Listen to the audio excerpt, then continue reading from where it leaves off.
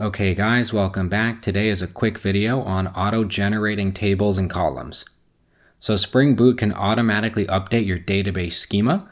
All you have to do is go to application.properties and add this line. And at runtime, Spring will then scan for all entity annotations and compare it to the database.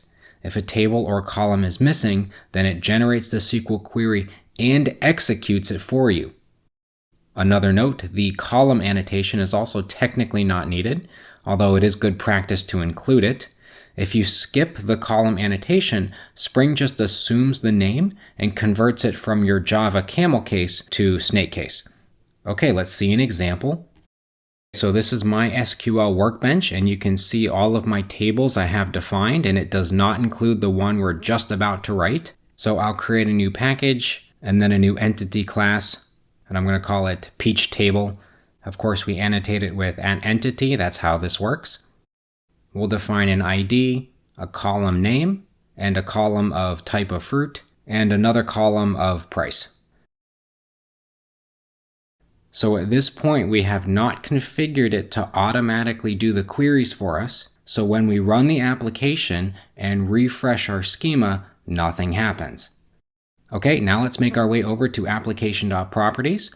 I already have it in here, although it is commented out. So I will uncomment this. So let's click run again.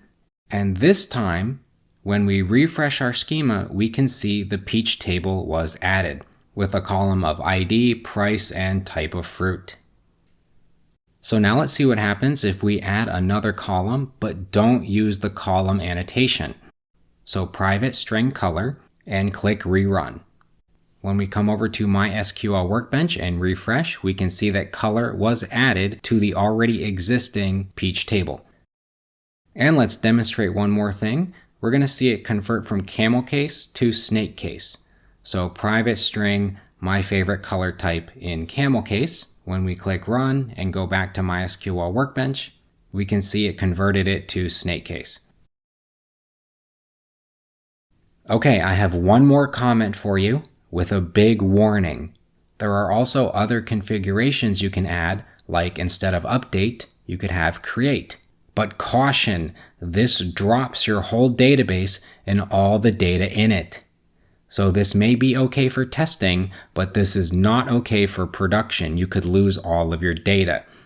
So if you set something like this up, make sure you confirm with your senior developer, get another pair of eyes on this, or you could majorly screw yourself.